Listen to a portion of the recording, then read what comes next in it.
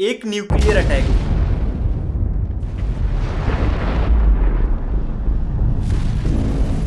बस 5 सेकंड में पूरा शहर तबाह।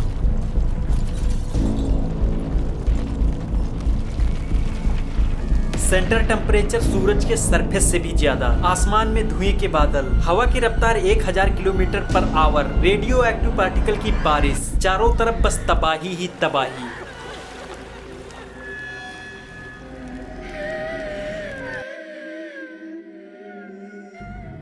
इंडिया पाकिस्तान दोनों के पास एटॉमिक पावर है। पाकिस्तान के पास 170 के लगभग और इंडिया के पास 160 के लगभग न्यूक्लियर वेपन्स हैं। दोनों देशों के पास एडवांस एयरक्राफ्ट और एडवांस मिसाइल भी हैं जो 2-3 हजार किलोमीटर दूरी तक हमला कर सकती हैं। तो इसमें कोई डाउट नहीं है कि दोनों देश एक दूसरे के बड़े बड़े शहरों में बॉम्ब गिरा सकते हैं। दोनों की अपनी अपनी पॉलिसी है। India no first use policy को मानता है, यानी कि इंडिया तब तक न्यूक्लियर हमला नहीं करेगा जब तक सामने वाला देश इंडिया पर न्यूक्लियर हमला नहीं कर देता। लेकिन पाकिस्तान इस पॉलिसी को नहीं मानता है। अगर पाकिस्तान में ज्यादा क्रिटिकल सिचुएशन बनती है तो वो न्यूक्लियर हमला कर सकता है। इसीलिए आए दिन पाकिस्तान इंडिया को परमाणु बम को लेकर धमकी भी देता रहता है। अगर पाकिस्तान इंडिया पर न्यूक्लियर बम से हमला करता है या इन दोनों देशों के बीच न्यूक्लियर वार होती है तो दुनिया तबाही का ऐसा मंजर देखेगी जो इतिहास में कभी नहीं देखा गया। हिरोशिमा में सिर्फ 15 टन का बम गिरा था, जिसकी वजह से 1,40,000 लोग तुरंत मारे गए। उस त्रासदी को दुनिया